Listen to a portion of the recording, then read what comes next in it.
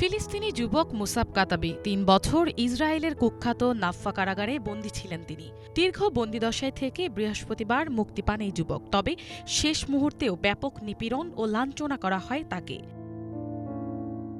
মুক্তির পর আন্তর্জাতিক গণমাধ্যম মিডল ইস্ট আইকে দেয়া এক সাক্ষাৎকারে বন্দি জীবনের ভয়াবহ অভিজ্ঞতার কথা জানান নিজ শহর পশ্চিম তীরের কালকেলিয়া শহরের কাতাবি। জানান, ইসরায়েলি সেনারা বৃহস্পতিবার সকালে মুক্তি দেওয়ার আগে একটি আবর্জনার বাক্সে তার মাথা ঢুকিয়ে দেয়, চালায় নির্যাতন। তারপর চুল কেটে মাথায় এঁকে দেয়া হয় ইহুদিদের ধর্মীয় প্রতীক স্টার অফ ডেভিড। ইসরায়েলের পতাকাতেও আছে এই প্রতীক।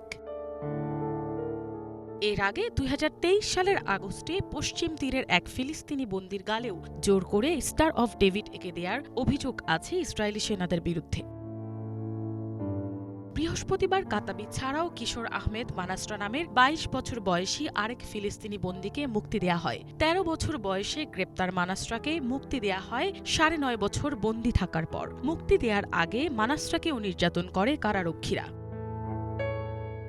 মূলত কাতাবি বা মানাস্ট্রা নয়, মুক্তির শেষ মুহূর্ত পর্যন্ত জায়নবাদীদের লাঞ্ছনা, নিপীড়ন ও নির্যাতনের শিকার হতে হয় প্রত্যেক ফিলিস্তিনি বন্দীকেই। প্রতিদিন তাদের মারধর করা হয় বলে জানান কাতাবি। বন্দী অবস্থায় না খাইয়ে রাখা, পরিচ্ছন্নতা সামগ্রী না দেয়া, অসুস্থতায় চিকিৎসা না দেয়া এসব নিত্য নৈমিত্তিক ঘটনা।